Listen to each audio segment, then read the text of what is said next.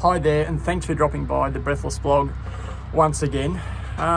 Today I want to have a little chat about something that has popped up in my thoughts in the last couple of days, and it's something that by no means am I a master at dealing with as of yet, but I can tell you that I've got a lot better at it over time. And generally it's by learning the hard way, unfortunately, but I think I can share, I suppose, my tips or my outlook on how I've been able to manage this particular thing. But to jump into this, I would like you to imagine, just as I do when I think about this stuff, is to imagine that you've just left your house and you're carrying something that you've created. So it's something that is quite special to you, that you've poured a lot of emotion and energy into, maybe over many hours or even weeks or months, and you're going to carry that with you as you leave your house and walk down the street and into town or into a city. So as you are walking along and you're carrying this really special thing that's important to you out in a public space, you get a couple of compliments, and generally they're initially by your family or friends, maybe as you're leaving the house, people that you know, people that love and support you, and say, hey, let's say for argument's sake, it's a photograph, a print. Hey, you see the print there? I really love that. I like what you've done with it. I like the colours, I like the composition, whatever it might be. You're like, yeah, thanks very much. That's great. I appreciate that. And you keep walking. And slowly, one person, two person, 5 people, 10 people it turns into that have gone, hey, that's really, really cool. I love that. But then you're bumping along, and then someone that you don't even know or you don't recognise, someone from a completely different walk of life, again stops and says, hey, see what you got there? I really like that. It connects with me in a certain way, or hey, I'd really like a copy of that. Can I share it with someone? Can I give it to someone as a gift? And you're like, yeah, this is pretty cool. So imagine just if there was literally 10 people that stopped you and said, hey, what you've got there is amazing. I love it. That'd feel pretty good, right? Yeah. So then, when we as creative people, in the photography sense, post an image that we've been working on or something that we really, really like, and we post that onto social media, be it Instagram, Facebook, Pinterest, whatever platform that you're on, and we get 10 likes, why do we feel so crushed? I don't know.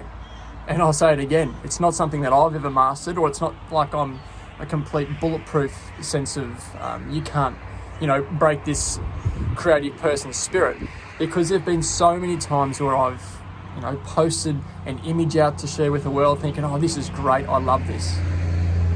And it's got next to no reaction. There's been no likes, or no one's really commented, or for whatever reason, it hasn't really gone as well publicly as I thought. And yeah, that hurts, that sucks. And I'd be lying if I said that even now, over a decade into my hobby, now into business, when I do post something and it doesn't go as well as I thought it might have, that it doesn't hurt, or I don't feel a bit grumpy about it and kick a few cans. But what I can tell you is that sensation is nowhere near as profound on me, or the effect is nowhere near as profound on me as it maybe once was. And there's a couple of things that I've shifted in my creative thinking and my thoughts that have probably helped that a little bit. And I guess that's probably referring back to that initial analogy that I used, in that, the way social media is at the moment, there's so much commentary on this, but it is the platform in which we connect, right? It is a social network. And so, if I was to think back to someone like a famous photographer like Ansel Adams or someone like that, who literally, they were making photographs almost 100 years ago, how would they have sought external gratification? It would have literally been to have held an exhibition somewhere and to display their work in a gallery. They had no means of this online social media stuff. So how would they have sought gratification back? Well, it's probably by the exact way that I said to start with, is by people walking past their imagery, or stopping them on the street and saying, hey, I've seen what you put out there, I really enjoy that. So whether it's, one person takes the time to stop on your social media feed and actually say, yeah, click, like, that's all it has to be, and move on. All right, that's pretty cool. Okay, and yeah, we're going to have images that are, that do better or are more successful on social media, but I don't think that should be the overarching or the underpinning means of success that we have. It is scary when we go to put stuff out there on a social platform, because often it's like a sharing of something that's really, really personal, and that's probably what makes our artwork or our creative power as strong as it is. And the other thing I'll put to you at the moment is that while there are so many photographers in the world, and while photography has been more accessible to so many people than it ever has been in the history of mankind, no one, absolutely no one who has ever walked this earth or who currently we share the planet with at the moment sees things the way that you do, or I do, or anyone else does. The way that we view the world is unique to us. And yeah, that sounds probably a bit, like, oh, duh, of course, mushy, but I don't think we sometimes stop to actually appreciate that for what it is. You, literally sitting wherever you are, me sitting here right now, the way that we view the world, be it in a physical sense, but also I think in a moral or emotional sense, is unique. There's a lot of grey area in between the black and white for a lot of us that inspire our creativity and our artwork. So I think the fact that every time you post on the social media, that bravery actually should be celebrated in itself, irrespective of what you get back from external gratification and other people telling you how good your work is, or whether it's areas for feedback or whatnot. And I've touched on that a little bit. I'm conscious of maybe sounding a little bit like a hypocrite, because on the one part I'm saying, you should just go and create things for yourself, but also I'm saying, how nice it is to receive kind feedback or likes or online gratification. I think the two can hold each other's hand, but as long as you never lose sight of the fact that, what we're putting out there is unique to us and it's special to us. And the reason that we would actually put ourselves and our heart on our sleeve and put ourselves in front of people for, ridicule and feedback and sometimes nastiness, unfortunately, I think that deserves a pat on the back for not only you and every time you post, but I'm going to give myself a quick one as well. The thing that's jogged this train of thought this week is that as part of the Reflections project with Nudgee College that I've referenced a couple of times, and I will again leave a little link into the notes below. This week, which is just after Anzac Day, the story and the portrait was of a man called Damien Price. He's a Christian brother. He's currently the board of the chair of the board of the school. Now, the story that he wanted to share in sitting down with his portrait was not so much about him, but about his uncle and a friend of his who served in World War II, were taken as a prisoner of war and were unfortunately killed at sea through friendly fire. I mean, the story in itself, and for what Damien, the research he's put into that and archiving that for his family, is nothing short of amazing, and it still gives me some chills when I think about that story and what it has meant to his family, even all these years that have passed. And obviously for me as a photographer, I have the connection, the memory of sitting down with him and speaking about that, and for him to share that story with me being such a gift. So when it come time for that portrait and story to go out into the world of social media, I kind of had this thought of like, oh, this is going to be great. Like, it's coming straight after Anzac Day.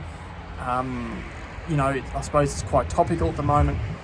And it was released, and for whatever reason, I don't know, maybe people are sleeping off a long weekend of a couple of beers or food, or the dawn service on Sunday, a little bit sluggish, but for whatever reason, it didn't do as well as some of the other posts. Now, I suppose for me as a photographer and as a creative person, there's some disappointment in that, because I'm like, oh man, I actually thought that would go a lot better. Probably a little bit of disappointment, or a lot of disappointment for Damien in itself, because I thought, if any story deserves some more likes or that online successes, it's this one, because it's so heartfelt. Now, I know that the caption and the notes that accompany that were just a little snippet of that story. So potentially, once people read the book or flick through the book and get to that story, who haven't heard Damien speak will be like, oh, wow, that's amazing, which I know they will. But also, as I sit here right now, despite that initial, a little bit of down feelings about it, I'm actually pretty comfortable in it because I like the way the photographs actually turned out. I'm comfortable in knowing that what I was able to create on the day is a solid image that reflects the personality of Damien and what we spoke about, and just a really nice, simple composition of him sitting in front of the bookcase. He's holding an old photograph of his uncle from when he was at Nudgee College, playing under 15s rugby. So there's some sentimentality in that. And it probably helps me to know that I know now that Damien loves the photo as well. So, I sit here and I'm connected to it, I'm engaged with it. And when I look at it, it evokes some response for me. Just because it didn't get the likes, that does it mean that it's a bad photograph? No, in my opinion, no, it doesn't.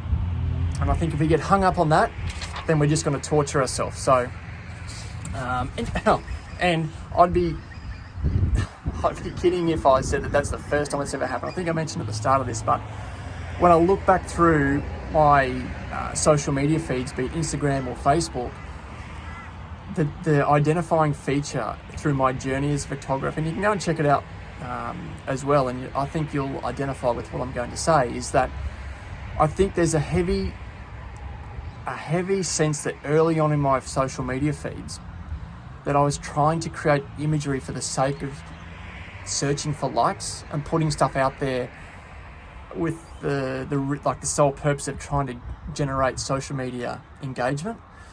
And I can hear some of you saying, well, isn't that the idea, is to spread your images and stuff like that, and I understand that, but I think there's a difference between going and creating some work where the objective is to tell the story and connect with whatever it is that you're photographing, be it a landscape, sport, a wedding, a portrait, family portraits, whatever, where they're your sole purpose in creating that work, to going out with one eye on your social media account, but then also one eye on the subject that you're photographing.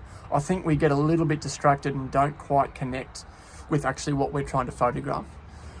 I fell into this trap, and the learning I had from this was in 2015. My wife and I took 6 months unpaid leave from both of our jobs, and we spent 3 months travelling via basically living out of the back of our car here in Australia, but then went overseas. Now, as a photographer, he's going to all these absolutely amazing places, and when you've got a limited space as a tourist, you feel a bit of the pressure to try and go and create an amazing photograph at a venue that's been photographed a million trillion times before you, for the sake of getting that to social media and sharing that.